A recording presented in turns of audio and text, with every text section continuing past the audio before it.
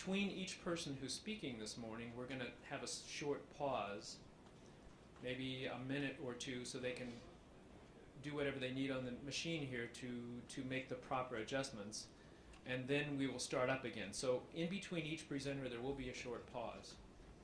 I'm starting off.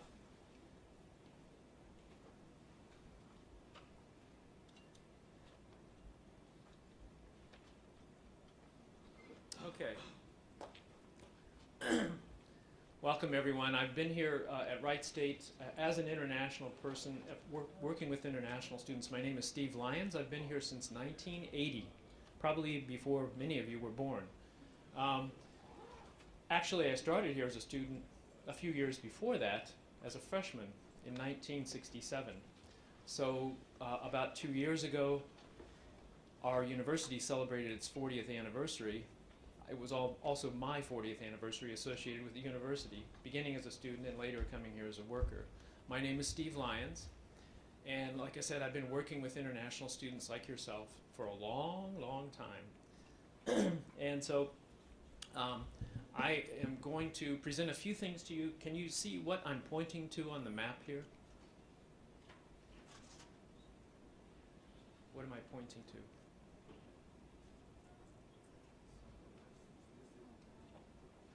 I'm trying to point to Dayton. Yeah, generally I'm just targeting Ohio. So I'm going to talk a little bit about Dayton and a little bit about Ohio very, very quickly, okay? And then I want to introduce the Wright State people in the UCIE office to you at about 10 minutes past 9. The first thing I want to do is briefly look over the schedule with you. You probably didn't receive a schedule yet. They're probably sitting at the front desk. We will pass a schedule out to you because this is a new schedule, a revised schedule. Claudia, I think, is helping me with that. Thank you, Claudia.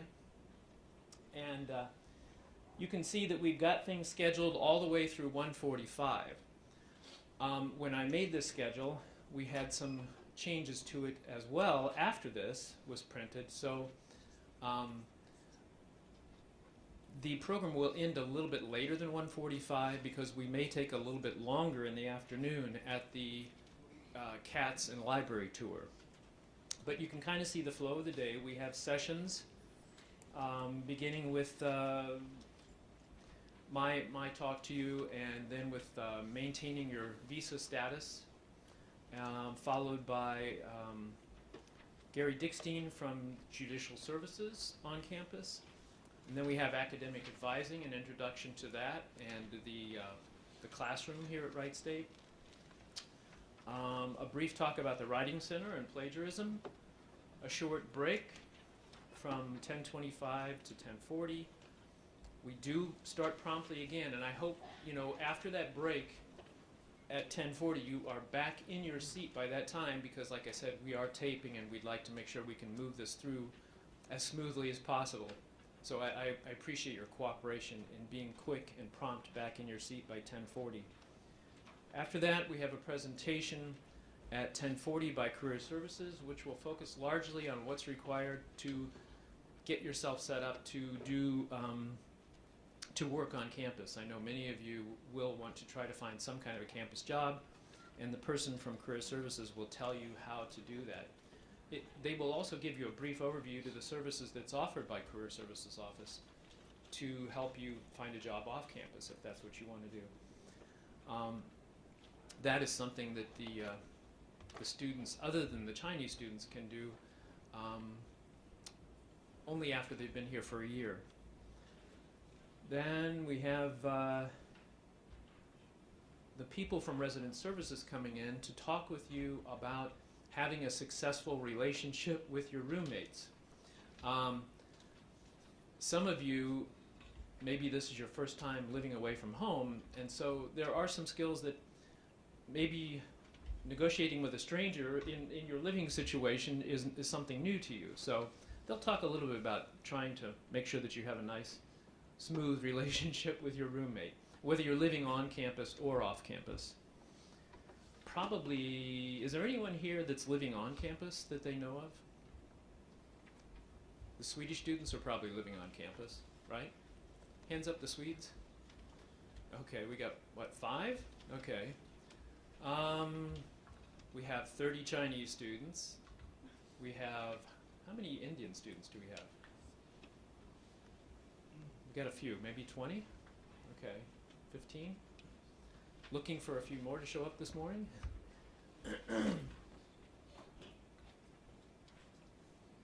And then the last session right before lunch is about health insurance and procedures if you do become ill here, and how you use the student clinic downstairs. There is a student clinic here on campus, and you can get a lot of services through them. And then the insurance will also cover you if you have any. Hopefully you have no illness or sickness or injuries while you're here, but if you do, they want to let you know what's the procedure, what kind of protocol you should follow, okay? And then we'll break for lunch. I think we're moving to a different room for lunch. And then at the room that we're in lunch, they'll tell you how to go for the last part of the program that begins at 12:45. That will be on the other side of the campus. I would like to ask all the Chinese students, after the program finishes at the library in the afternoon, would you please come back to our office at 3 p.m. because I want to check you all in. And the other folks, you're welcome to come back and check in at that time if you would like as well, if you haven't already checked in. And by checking in, what we do is we photocopy your passport, your I-94, your I-20, or your DS-2019, and we make sure that everything is properly set up and that you don't, that you've got everything you're supposed to have as far as your student documents go. So that'll be at 3 p.m. for anyone who has not checked in. I think most of the students that are here on this side of the room have probably checked in, except maybe the Swedes who just arrived this morning? Last night. Oh, but you still have your bags. Oh, okay. How late did you come in? Did you come in real late? Midnight? Ah. Well, welcome to Dayton.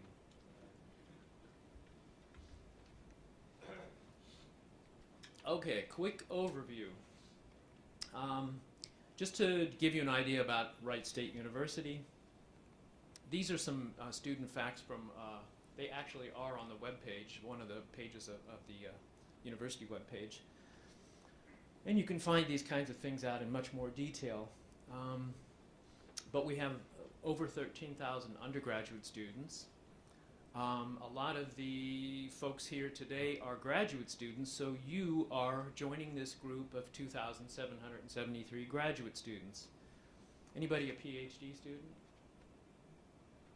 No PhDs? Oh, okay, hi. So you'll be joining the 118 PhD students at Wright State. So as we go up in levels, the numbers become much smaller. Obviously. And then we also have a medical school here which has 412 students and a school of professional psychology. Now I have 2 GAs that work in the UCIE office who help to do programming and normally would be here helping this morning, but they are both off in their home countries. One is from India. He's in the SOPP program, School of Professional Psychology. And the other one is from the... Yeah, but she's, what's her program? Comparative Politics. Joy. So Abraham is from India, and he's in SOPP, and Joy is from Kenya, and she's in Comparative Politics. So they will be, I think actually Joy is going to be arriving this Sunday back in the country. They're both off in their home countries. And you'll be getting emails from them. Every week we send out emails to try to keep you up to date. Down at the bottom here, 639, that's how many international students like yourself we had in fall quarter. And of that 639, we have 2 big groups. Can anybody guess what those groups are? Chinese? Non-Chinese. Pardon me? Non-Chinese. Chinese and non-Chinese? Chinese? No. Actually, who can guess what the biggest group is? Indians, okay. Second biggest group is Chinese. I think we have several hundred Indian students, and we have just around 100 Chinese. So the Chinese need to do some work, send some more students here. And then we have 5 from this country. I think we counted 5 Swedes. You're probably, there's 1 or 2 other Swedes here, and you're, besides you, so maybe there's 7 Swedes now. And then we have 5 from here, 5 from there, 2 from here, 2 from there, and we have 60 or 70 countries represented. I don't know how many of you researched where you were going before you came here, very much, but this is what Dayton looks like on the map. And Dayton's claim to fame is being at the crossroads of America, because this is a very important highway here. This Highway 75, that's one of the main north-south highways in the country. There's another highway that cuts across this direction, east to west. So 75 is north to south. So you find a lot of people hopping on Highway 75 in December or November and going to Florida for the winter. And then they come back north, up 75 during the summer to find the cooler weather. So they head south to get the warmer weather, and they come north to get the cooler weather in the summer. Highway 70 here is the major, the largest, the most traveled highway across the country. So those 2 roads intersect or cross right here by Dayton. So that's one of Dayton's claim to fame. What is the other claim to fame that Dayton has? Wright brothers. Wright brothers. Is that an ice cream company, or what is that? Orville and Wilbur Wright, who are big names, of course, in flight. And here's a skyline of Dayton. We do have a lot of companies represented here. I made this slide a year ago, but already this slide is becoming obsolete because a lot of change is going on all the time. But right now, the biggest change in Dayton is the change in the manufacturing claim that Dayton had to be a big manufacturing town. We've already pretty much lost all of the General Motors, connections with General Motors. Delphi, I think, just closed a few days ago, and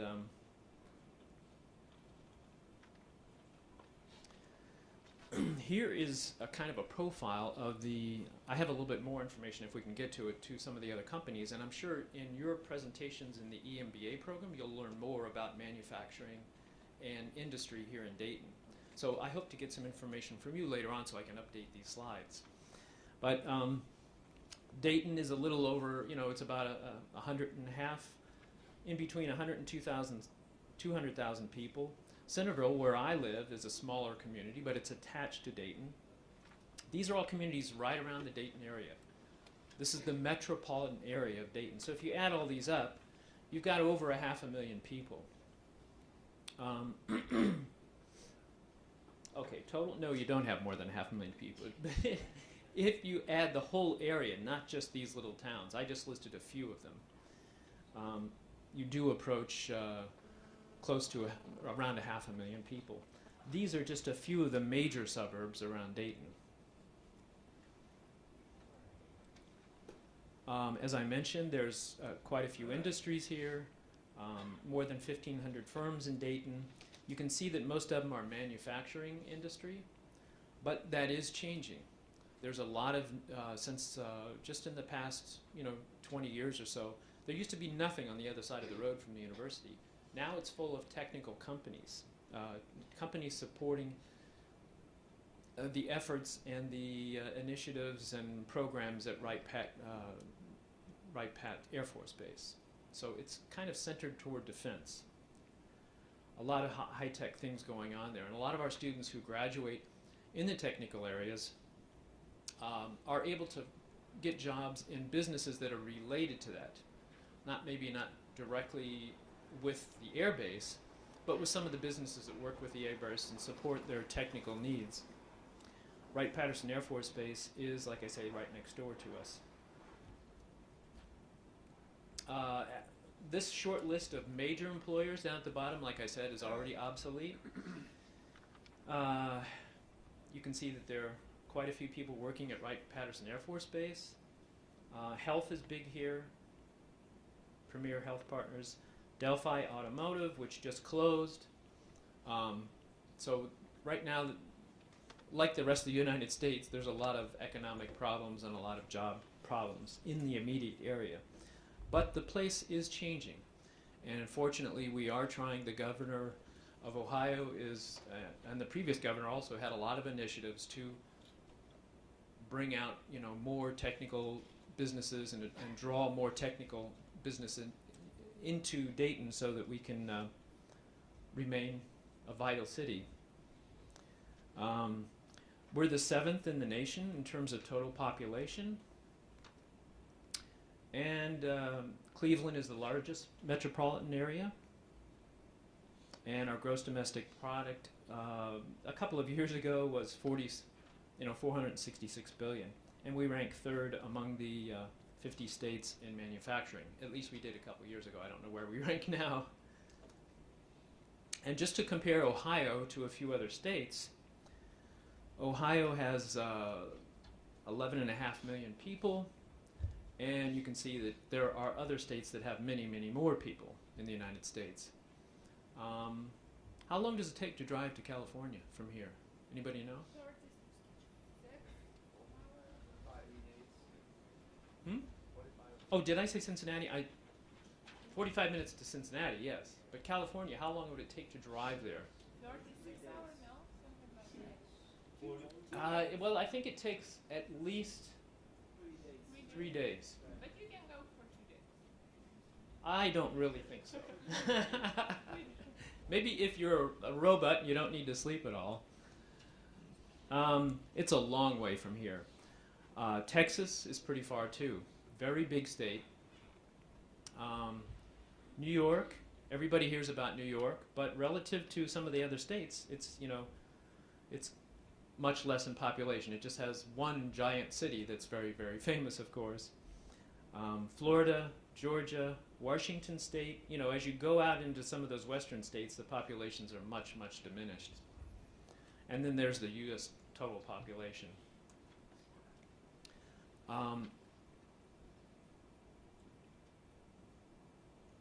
The schedule is, let's see, we do have to have a short pause, and I want to be able to, we don't have the staff here, do we?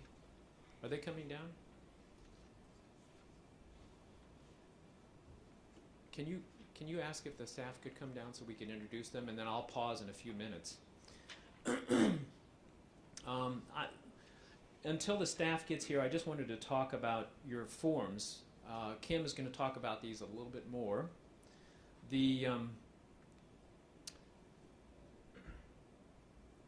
I will have the Social Security Administration Office coming here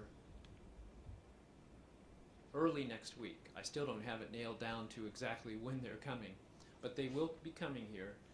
Does anyone in this group over here have a job offer here on campus? What's your job? I got TA. TA? Okay. Well, if you have a job now, which you need to start as soon as possible, we can help you through Kim. She can help you get what you need to go down the Social Security Administration. Have you already applied for the Social Security card? No. Okay. If you're going to work on campus, you have to have at least applied for a Social Security card. So you should start working on that as soon as possible if you have a job offer right now, particularly a TA, because we want to get you started as soon as possible. The folks here that are here on the J visas with the EMBA program, we can help you get the Social Security number, but of course it's a little less critical for you because you're not starting a job right away. So we'll help you get down to Social Security as soon as possible, but I have also arranged for Social Security to come here on campus if you don't have to start right away. So they'll be coming here early next week. So watch for information about that, and we'll try to give you all the items that you need if you want to apply for the Social Security card to be able to do that early next week. The Social Security card is not necessary for you unless you have a job, but unfortunately with the F1 students, if you don't have a job, you cannot get a Social Security card. The only reason you might want to is it makes it a little bit easier to get cell phones and credit cards and things like that. So if you want to apply, we'll try to give you the opportunity to do that. With the F1 students, only those who have a job can do that. All right, why don't we go ahead and ask folks who are here. Is this everybody from the office? Okay. Do you want to come up and introduce yourself real quick? And then after that, we'll have a pause. As I mentioned, during the day, we have to have these short pauses to catch the program up. Morning, everyone. My name is Claudia Espinosa. I'm the Director of International Student Recruitment, Alumni Relations, and Strategic Initiatives at the University Center for International Education. Generally, while you're here, maybe you should not hear from me so much, but more and more, I am trying to get in touch with the students who are on campus for a number of reasons. One of them being opportunities to participate and to get involved in activities to raise funds for scholarships. For instance, we have IFA, in which we have a raffle and we raise money for scholarships. There are contests, you know, photography contests. You can win money if you participate. There are surveys. So many times you may receive emails from me inviting you to participate in some of our activities. Sometimes they will go through the GAs, or sometimes they will come directly from me. So if you see an email from Claudia Espinosa, don't delete it. It may cost you money, okay? So it's good to see you here. Welcome to Dayton, and I hope to see you around. Do you have any special programs coming up for IFA? We actually do have two. We have a poster contest. This year is going to be the 25th anniversary. And because of that, we want to get you involved into the preparation of the materials to announce this event. You can put together a poster. The information and regulations, guidelines and everything can be found in our website.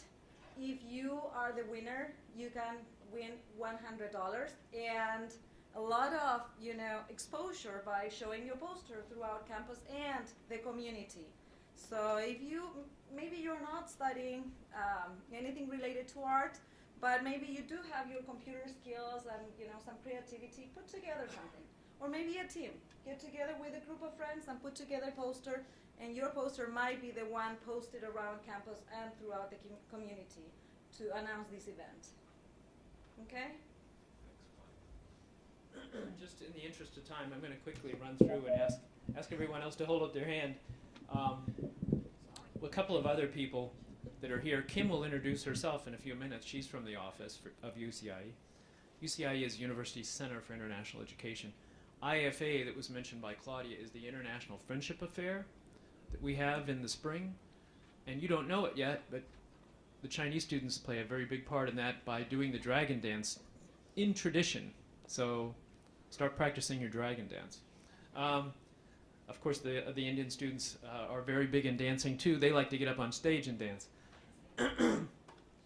If you got an I-20 or a DS-2019, you probably had Belinda involved in getting that form to you. So Belinda is very active with the admissions office here.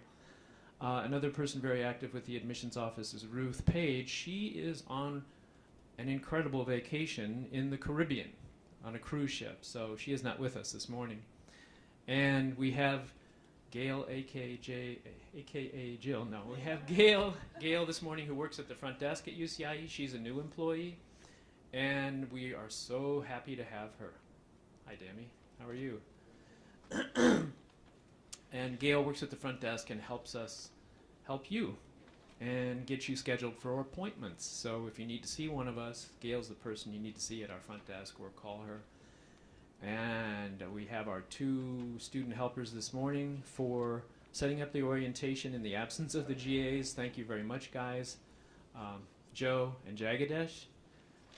And they have arranged pretty much everything today for this program. Vanessa, good morning. Vanessa does study abroad, exchange programs. Yeah. Okay. And we have Megan in the back. And Nicia. Megan does primarily exchange programs. Nicia is our business and money person. And what else should I say about Nicia? I'm the go-to person. The go-to person? Nicia also ordered lunch today, so we can blame Nicia for lunch today. And this is a person I don't know. Who's? I'm Allison. Allison? Oh, okay. I will be taking over for Vanessa when she's studying abroad. Oh, okay, great. Okay, so you can hear from these introductions that we have individuals in the office who do study abroad and exchange programs, sending American students overseas. So just as you've come here, we also send students overseas from Wright State. I think we send around 200 a year somewhere. Yeah. Okay. So I think now is the time that we take a short couple of minute pause while we set up for the next presentation.